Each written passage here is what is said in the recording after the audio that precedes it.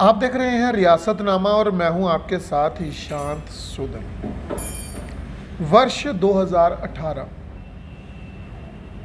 जब Kathua municipal council के चुनाव हुए और कठुआ की शहरी अवाम ने एक नए किस्म का मैंडेट दिया। ना ही मेजॉरिटी भारतीय जनता पार्टी को दी, ना मेजॉरिटी कांग्रेस को दी और ना ही किसी अन्य दल को। नतीजन जो कुछ लोग कांग्रेस के मैंडेट पर जीते थे वो भारतीय जनता पार्टी के हो गए। एक पार्षद कांग्रेस का बरकरार रहा और बाकी भारतीय जनता पार्टी के दामन के साथ लिपट कर उनके हो गए और नरेश शर्मा बने नगर परिषद कठुआ के अध्यक्ष वर्ष 2018 में। जैसे ही वो अध्यक्ष बने, छोटा छोटा विरोधाभास शुरू हो गया और विरोधाभास होना भी शायद लाजमी था क्योंकि वो कांग्रेस से आए थे और जो भाजपा के थे, जो भाजपा के मैंडेट पर जीते थे, वो कैसे बर्दाश्त करते कि पुराना कांग्रेसी भारतीय जनता पार्टी का दामन थाम के अध्यक्ष बन गया। वर्ष 2019 में जबकि एक वर्ष पूरा हो गया नवंबर में, वो चाहते, जो विपक्ष थे, जो भाजपा के ही लोग थे, जो विरोध छोटा छोटा कर रहे थे और लगातार भारतीय जनता पार्टी की हाईकमान को शिकायतें पहुंच रही थी कि हम इस अध्यक्ष की कार्यप्रणाली से नाखुश हैं, बदला जाए। लेकिन 8 महीने का समय पड़ा, यानी कि नवंबर 2019 के बाद लगभग 8 महीने का समय पड़ा जब जुलाई 2020 में नो कॉन्फिडेंस मोशन मूव किया गया तब के अध्यक्ष नरेश शर्मा के खिलाफ। उस नो कॉन्फिडेंस मोशन में कुछ पार्षद भाजपा के थे जो विरोधाभास में चल रहे थे, लेकिन नो कॉन्फिडेंस के लिए 11 पार्षदों का होना जरूरी था। नतीजा ये निकला, कुछ आज़ाद पार्षदों ने उन्हें समर्थन दिया, उसके बाद हरजिंदर सिंह बब्बी ने उन्हें समर्थन दिया और एक कसम खाई गई। ये वीडियो जो आप दूसरी तरफ देख रहे हैं, ये वही वीडियो है जो कुछ दिन पहले सोशल मीडिया पर वायरल हुई और बताया गया कि भारतीय जनता पार्टी का कटप्पा कौन है, कौन भारतीय जनता पार्टी के अध्यक्ष को हटाना चाहता था और ये वीडियो को उस वीडियो के साथ जोड़ा गया। लेकिन ये वीडियो वर्ष 2020 का है, जुलाई महीने का, और ये उस दिन का वीडियो है जिस दिन नो कॉन्फिडेंस मोशन जो है वो मूव करना था, एप्लीकेशन जो है वो तब के डीसी कठुआ ओपी भगत को देनी थी। और ये जो वीडियो आप देख रहे हैं जिनमें वो कसम ली जा रही है, जिनमें अनेकों चेहरे हैं, भाजपा के चेहरे हैं, ध्यान से देखें इस वीडियो को और आप समझ पाएंगे कि उस वक्त के आज़ाद जो कुछ पार्षद थे वो आज भारतीय जनता पार्टी में हैं। जो तब जो नो कॉन्फिडेंस मोशन लाया गया था वो नरेश शर्मा के खिलाफ था, क्योंकि लगभग 8 महीने का समय पड़ा था, नाखुश चल रहे थे पार्षद। और अब जो वीडियो आप साथ में देखेंगे, उस वीडियो में आप स्पष्ट रूप से सुनेंगे रविंद्र पठानिया जो कि वार्ड नंबर 20 के पार्षद हैं, उन्होंने बताया कि आज का जो नो कॉन्फिडेंस है, यानी कि उस समय का जो नो कॉन्फिडेंस है, जो नो कॉन्फिडेंस मोशन है, वो नरेश शर्मा के खिलाफ है। और जब उनसे पूछा गया था कि आने वाला अध्यक्ष कौन होगा, तो उन्होंने कहा था कि आने वाला अध्यक्ष भारतीय जनता पार्टी से होगा। हमें आज की डेट में मैं ये भी कहूँगा कि बड़ा अफसोस है इस बात का कि आज ऐसी नौबत आई, क्योंकि जब भी कोई इलेक्शन होता है तो लोग बड़ी उम्मीदों से इलेक्शन करवाते हैं। लोगों को लगता है कि उनके नुमाइंदे उनकी हल करेंगे, उनकी बात करेंगे, उनका काम होंगे, उनके साथ अच्छे तरीके से पेश आएंगे, क्योंकि म्यूनिसिपल काउंसिल का इलेक्शन एक छोटे लेवल का इलेक्शन है और हर आदमी वार्ड मेंबर से जो है वो डायरेक्टली कहीं ना कहीं जुड़ा होता है। इलेक्शन हुआ, हमने भी सारी चीज़ों को मानते हुए जब ये डिसाइड हुआ कि फलाना बंदा प्रेसिडेंट बनेगा, फलाना बंदा वाइस प्रेसिडेंट बनेगा, हम ही काउंसलरों के बोर्ड से हमने उनको चुना। कुछ को पार्टी का आदेश था, कुछ को कैसे भी था, लेकिन सारे लोगों का मत एक ही था कि हम इस शहर की बेहतरी करना चाहते हैं। क्या आप ये भी सोच रहे होंगे कहीं ना कहीं कि आखिर 1.5 साल क्यों लगा? मुझे पता है आप पत्रकार भाइयों के मन में ये भी बात आएगी कि आखिर इस बात को समझने में 1.5 साल क्यों लगा। बात यह है, हम चाहते थे कि शहर को डिस्टर्ब ना किया जाए।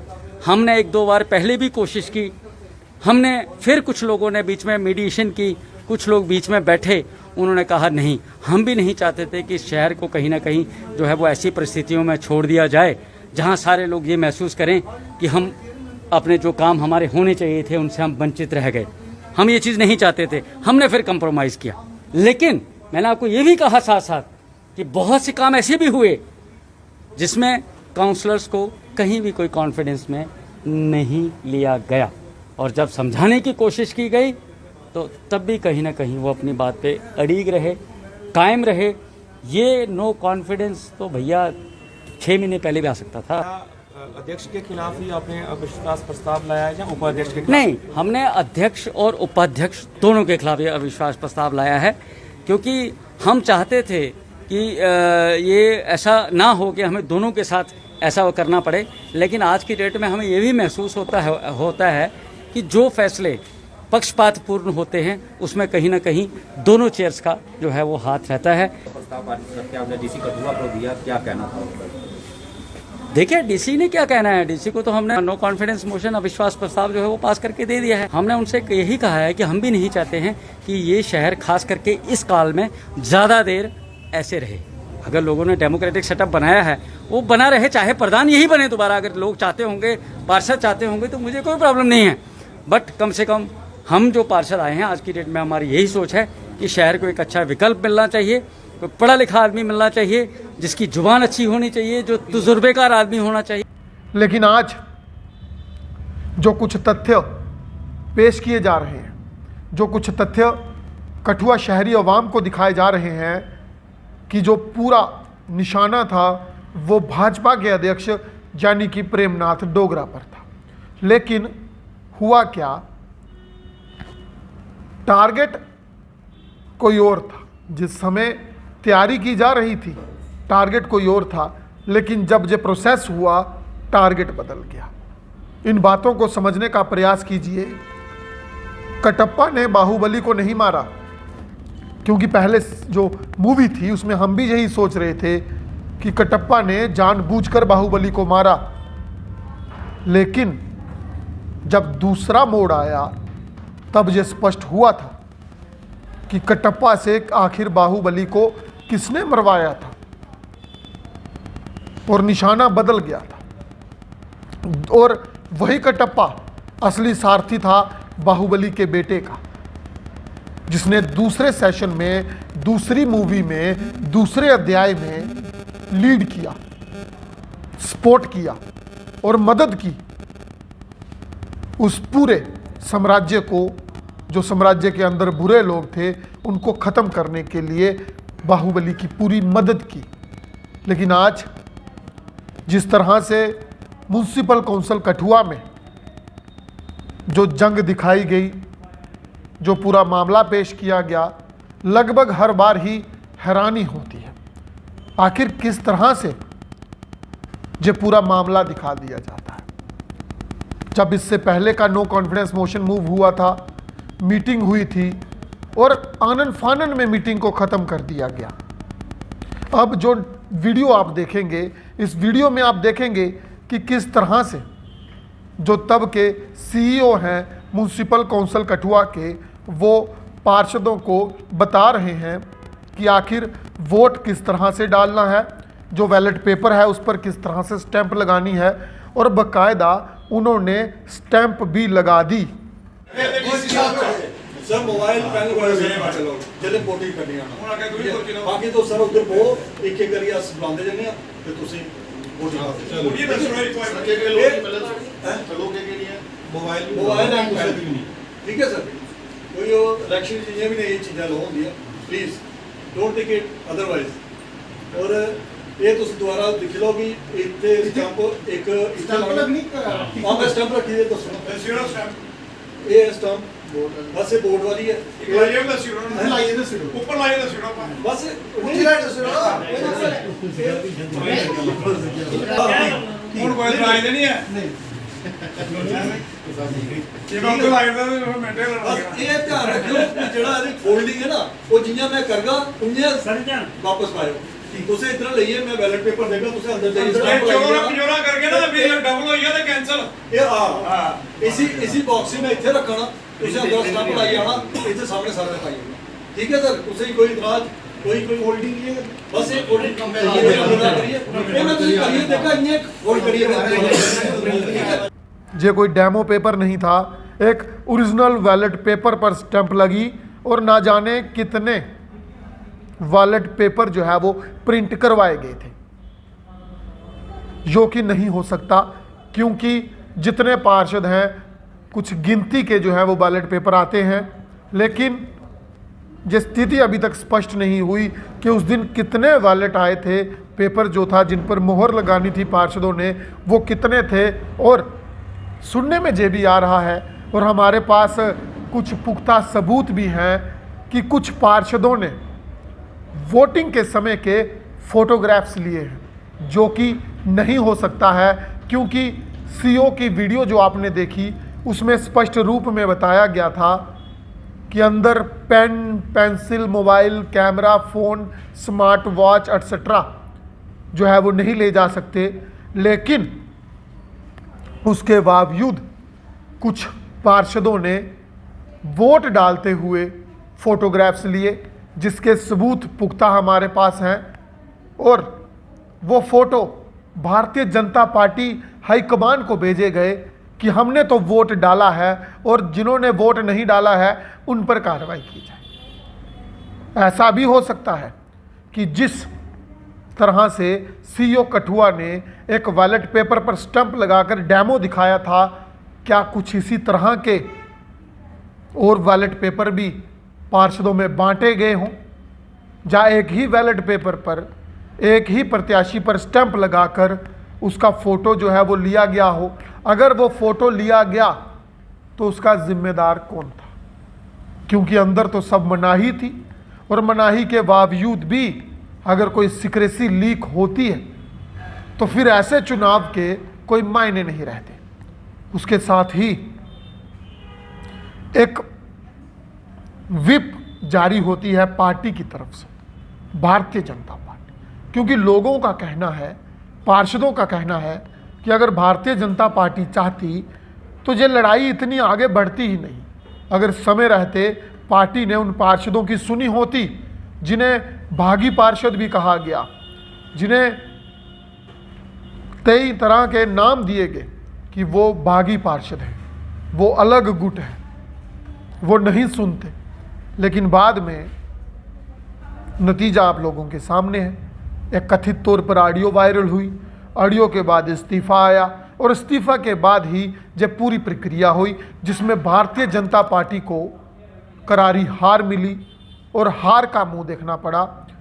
ये भी बता दें कि 10 तारीख को चुनाव हुए और पार्टी जो है वो विप जारी करती है 12 तारीख को, जो कि नहीं होना चाहिए। अगर पार्टी को आशंका थी, हमने भी चेताया था, हमने भी सूत्रों के हवालों से बताया था कि कुछ पार्षद बागी हो सकते हैं, भाजपा को नुकसान उठाना पड़ेगा, लेकिन भाजपा ने संज्ञान नहीं लिया और नतीजा भुगतना पड़ा। विप जारी होती है 12 तारीख को, चुनाव हो चुका है, नतीजा आ चुका है, लेकिन उसके बाद विप जारी होती है। समझ नहीं आता कि लोकतंत्र किस तरह से कमज़ोर किया जा रहा है, आखिर किस तरह से डेमोक्रेसी को कठपुतली बनाया जा रहा है। हमने पिछली दफ़ा भी देखा था, जब समय रहता था मीटिंग का, मीटिंग के स्टार्ट होने का समय था, अंत करने का समय नहीं बताया गया था, लेकिन उसके बावजूद एक पार्षद नहीं पहुंचे थे और मीटिंग ओवर कर दी गई ताकि नो कॉन्फिडेंस मोशन साबित ना हो पाए।